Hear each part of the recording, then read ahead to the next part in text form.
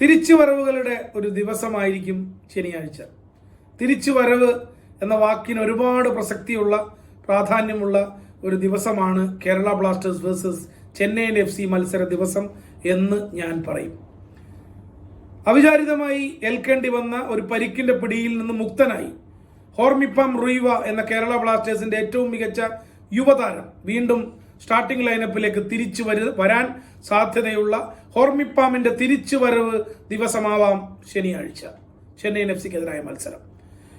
തിലക് നഗർ എന്ന ഭാഗ്യ മൈതാനം കേരള ബ്ലാസ്റ്റേഴ്സിന്റെ ഈ സീസണിലെ ഹീറോ ISLൽ ബ്ലാസ്റ്റേഴ്സിന്റെ എല്ലാ വിജയങ്ങളും നമ്മൾ ആഘോഷിച്ച തിലക് നഗറിലെ വാസ്കോയിലെ തിലക് നഗർ സ്റ്റേഡിയത്തിലേക്ക് വീണ്ടും കേരള ബ്ലാസ്റ്റേഴ്സ് തിരിച്ചു വരുന്ന ദിവസം കൂടിയാണ്. മഞ്ഞ എന്ന നമ്മുടെ ഫേവറിറ്റ് കളർ, വിജയത്തിന്റെ ആവേശത്തിന്റെ ആഹ്ലാദത്തിന്റെ പര്യായമാണ് നമുക്ക് മഞ്ഞ. സോ മഞ്ഞപ്പട എന്ന് പേരുള്ള യെല്ലോ ആർമി എന്ന് കേരള ബ്ലാസ്റ്റേഴ്സിനെ നമ്മൾ സ്നേഹപൂർവ്വം വിളിക്കുന്നുവെങ്കിൽ ആ മഞ്ഞയിലേക്ക്, ഹോം കിറ്റായ മഞ്ഞയിലേക്ക് കേരള ബ്ലാസ്റ്റേഴ്സ് തിരിച്ചു വരുന്ന ദിവസം കൂടിയാണ് ശനിയാഴ്ച. 3 പോയിന്റ് പട്ടികയിൽ ഏറെ ഈ കഴിഞ്ഞ തൊട്ടടുത്ത മത്സരങ്ങളിൽ നമ്മൾ മിസ് ചെയ്യുന്ന വിജയവും 3 പോയിന്റും.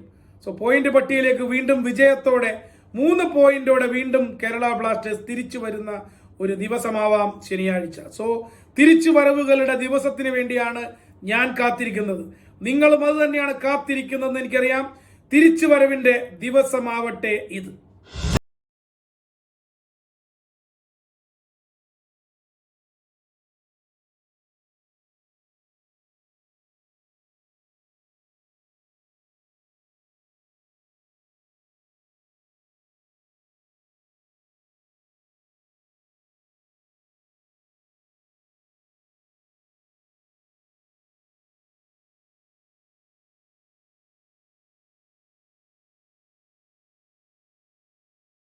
സോ വളരെ അതിനിർണായകമായ ഒരു 18ാം റൗണ്ട് മത്സരത്തിനാണ് കേരള ബ്ലാസ്റ്റേഴ്സ് ചെന്നൈയിൻ FCക്കെതിരെ ശനിയാഴ്ച കളിക്കാൻ ഇറങ്ങുന്നത്. വളരെ നിർണായക മത്സരമാണ്. അതിനിർണായക മത്സരം, ജീവൻ മരണ പോരാട്ടം. കേരള ബ്ലാസ്റ്റേഴ്സിനെ സംബന്ധിച്ചിടത്തോളം ഈ സീസണിലെ ISL സെമി ഫൈനൽ ബെർത്ത് എന്ന് പറയുന്നത് കയ്യെത്തും ദൂരെയാണ്, തൊടാവുന്ന ദൂരത്തുണ്ട്. പക്ഷേ അതിന് ആ സെമി ഫൈനൽ സ്പോട്ടിലേക്ക് എത്താൻ ഇന്നത്തെ മത്സരം ജയിക്കേണ്ടത് വളരെ അത്യാവശ്യമാണ്. അതുകൊണ്ട് തന്നെ ചെന്നൈയിൻ FCക്കെതിരെ ശനിയാഴ്ച നടക്കുന്ന പോരാട്ടം ഡു ഓർ ഡൈ, ജീവൻ മരണ പോരാട്ടമാണ്. ഇത് പറയുമ്പോൾ നമുക്കറിയാം ഓൾമോസ്റ്റ് സെമി ഫൈനൽ സാധ്യതകൾ അടഞ്ഞു കഴിഞ്ഞ ടീമാണ് ചെന്നൈയിൻ FC. അതുകൊണ്ട് തന്നെ ഈ മത്സരത്തെ അവർ സമീപിക്കുന്നത് യാതൊരു സമ്മർദ്ദവും ഇല്ലാതെ ആയിരിക്കും. സമ്മർദ്ദങ്ങളില്ലാത്ത ടീമുകൾക്കെതിരെ കളിക്കുമ്പോൾ ഓപ്പോസിറ്റ് കളിക്കുന്ന ടീമിനായിരിക്കും പ്രഷർ കൂടുക എന്ന് സ്വാഭാവികമായ ഒരു ലോജിക്കൽ അപ്രോച്ച് എല്ലാവരും നടത്താറുണ്ട്. പക്ഷെ അങ്ങനെ പറയുമ്പോൾ ഞാൻ പറയുക, ഇന്നത്തെ മത്സരത്തിൽ ഇതൊക്കെ ആണെങ്കിലും മേൽക്കൈ കേരള ബ്ലാസ്റ്റേഴ്സിന് തന്നെയാണ് എന്ന് ഞാൻ പറയും.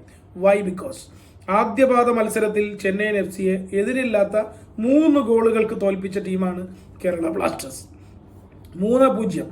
കേരള ബ്ലാസ്റ്റേഴ്സ് ഈ സീസണിൽ നേടിയ ഏറ്റവും മികച്ച തിളക്കമുള്ള വിജയങ്ങളിൽ ഒന്ന് ചെന്നൈയിൻ FCക്കെതിരെ കഴിഞ്ഞ ഡിസംബറിൽ നേടിയ 3-0 വിജയമാണ്.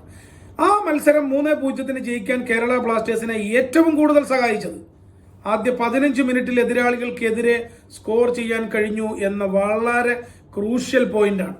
ആദ്യത്തെ 15 മിനിറ്റുകൾക്കുള്ളിൽ ചെന്നൈയിൻ FCക്കെതിരെ അന്ന് ഹോർഹെ പെരേര ഡയസ് ഗോളടിച്ചു.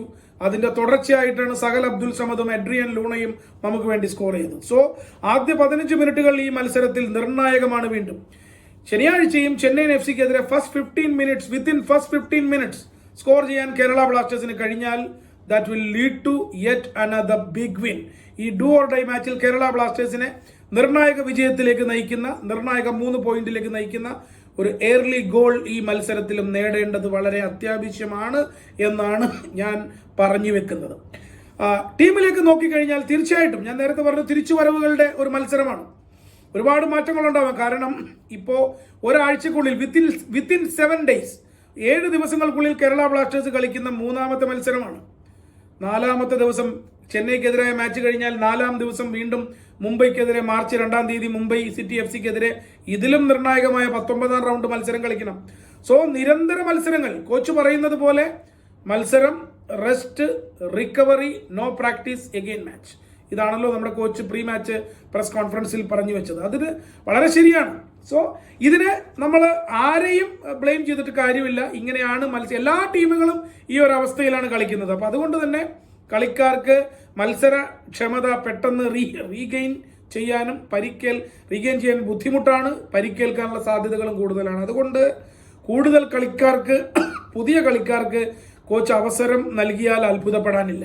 ഇതൊക്കെയാണെങ്കിലും മിഡ്ഫീൽഡിൽ ജീക്സൺ കളിക്കാൻ സാധ്യതയില്ല, നിഷു കുമാറും കളിക്കാൻ സാധ്യതയില്ല. ഇത് രണ്ടും കോച്ച് ഉറപ്പിച്ച് പറയുന്നുണ്ട്. സോ അവർക്ക് പകരം ആയുഷ് തന്നെയായിരിക്കും മിഡ്ഫീൽഡിൽ തുടരുക.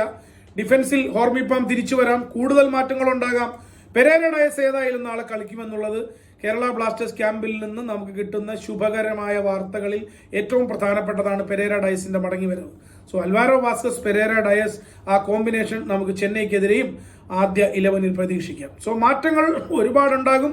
ആ മാറ്റങ്ങളെല്ലാം പോസിറ്റീവ് മാറ്റങ്ങളാവട്ടെ, കേരള ബ്ലാസ്റ്റേഴ്സിന് അനുകൂലമായ പോസിറ്റീവ് റിസൾട്ട് കൊണ്ടുവരാൻ കഴിയുന്ന മാറ്റങ്ങളാവട്ടെ എന്ന് പ്രാർത്ഥിക്കാം. നിർണായകമാണ് ഈ 3 പോയിന്റ്.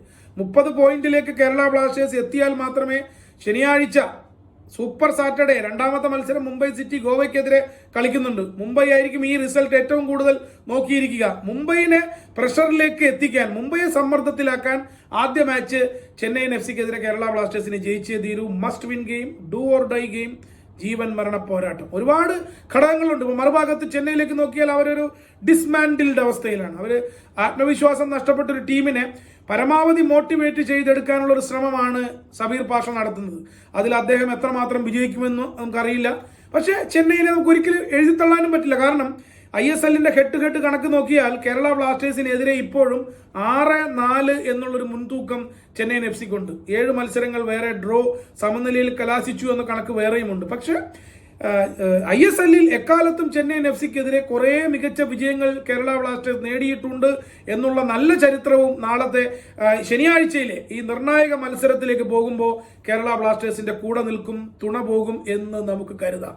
അതുകൊണ്ട് തന്നെ ആവേശകരമായ ഒരു മത്സരമാണ് തിലക് നഗറിൽ ശനിയാഴ്ച നടക്കാൻ പോകുന്നത്. കേരള ബ്ലാസ്റ്റേഴ്സ് ഈ കടമ്പ കടന്നു കയറും. ചെന്നൈയെ കീഴടക്കി നിർണായകമായ 18ാം റൗണ്ട് മത്സരം ജയിച്ച് സെമിഫൈനൽ കയ്യെത്തും ദൂരെ. ഞാൻ ആദ്യം പറഞ്ഞതുപോലെ സെമിഫൈനൽ കയ്യെത്തും ദൂരത്താണ്. ആ സെമിഫൈനൽ ബർത്ത് പിടിച്ചെടുക്കാൻ ഈ വിജയത്തിലൂടെ കേരള ബ്ലാസ്റ്റേഴ്സിന് കഴിയും എന്ന് നമുക്ക് കരുതാം. അതിനുവേണ്ടി നമുക്ക് ആശിക്കാം, പ്രാർത്ഥിക്കാം.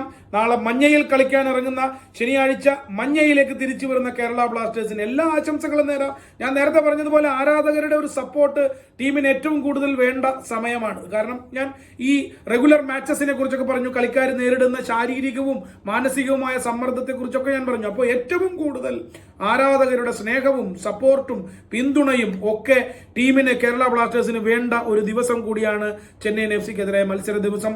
പാറ പോലെ ഉറച്ചു നിന്നുകൊണ്ട് നമ്മുടെ അടിയുറച്ച പിന്തുണ കേരള ബ്ലാസ്റ്റേഴ്സിന് ഒരിക്കൽ കൂടി നമുക്ക് സമർപ്പിക്കാം. ഈ ദിവസം നമ്മുടെ പിന്തുണയുടെയും പ്രാർത്ഥനയുടെയും ഓഫ്കോഴ്സ് നമ്മുടെ പ്ലേയേഴ്സിന്റെയും കോച്ചിന്റെയും ഒക്കെ കരുത്തിൽ കേരള ബ്ലാസ്റ്റേഴ്സ് ഈ കടമ്പ മറികടക്കും എന്ന് തന്നെ കരുതാം. അതുകൊണ്ട് തന്നെ ഞാൻ ആവർത്തിക്കട്ടെ, Kerala Blasters versus Chennaiyin FC മത്സരം വൈകിട്ട് 7 മുതൽ തത്സമയം ഏഷ്യാനെറ്റ് പ്ലസിൽ കാണുക. ബിക്കോസ് സെമിഫൈനൽ കൈയെത്തും ദൂരത്താണ്. ഹീറോ ISLൽ കേരള ബ്ലാസ്റ്റേഴ്സിനെ സംബന്ധിച്ചിടത്തോളം ഗെയിം ഇനിയും മുടിയലേ, നെക്സ്റ്റ് ലെവലിലേക്ക് പോകുന്നത്. Shaju Damodaran signing off with love and respect to entire Kerala Blasters fans.